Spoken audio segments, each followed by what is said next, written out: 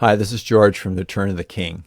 The rapture could have occurred on the morning of 6/15/2022, as there was more than enough evidence to support that idea. But that didn't happen, even though we wished it would have. The reason the evidence is so strong on that day is not so much that it's the day of the rapture, it very well could have been, but that the signs in the heavens are about the rapture. What the heavens are telling us is that we have a window of time starting on the true day of Pentecost and ending on the Feast of Trumpets, the start of the tribulation. The value in this is that we know that we don't have to go through another 2 or 3 more years before the rapture happens. Both Pentecost, also known as the Feast of Harvest, and the account of the 153 fish are about the rapture. The account of the 153 fish confirms the day of Pentecost. On the 15th day of the 3rd month, Pentecost, we should be looking for signs in the heavens.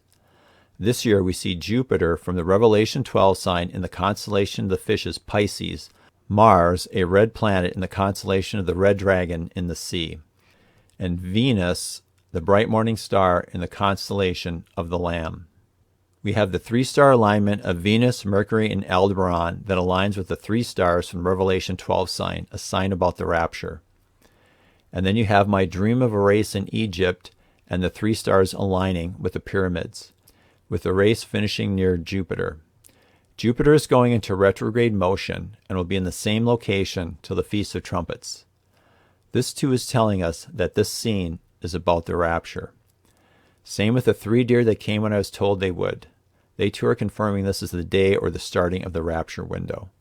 The moon above the tail of the scorpion is in the same location as on the day Christ rose from the dead, symbolizing resurrection, victory over death. Full moons also symbolize meetings with God on the feast days. When I asked the Lord if he would do something to confirm I'm on track, and he did, he wasn't confirming the day, but whether or not I was heading in the right direction. It's very reasonable to look at this evidence and believe it's the day. But if it's not the day, what is this telling us? All of what we see here is not random chance. Something is going on. It's telling us Jesus the Lamb is coming for us sometime before the tribulation begins. In a Jewish wedding, the groom builds an addition onto his father's house.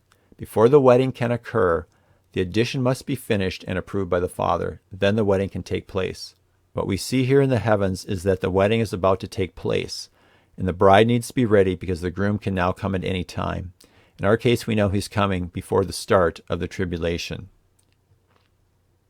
This is the view of the heavens at dawn on the Feast of Trumpets, the feast day in which the tribulation begins. Leo, the lion of the tribe of Judah, is rising in the east. Venus, the bright morning star, is rising due east. He will come for his bride before he judges the world.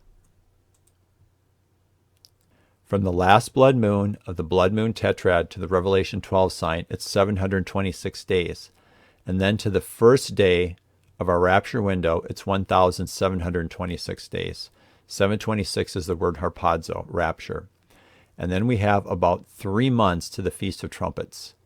I won't be looking for any specific date for the rapture.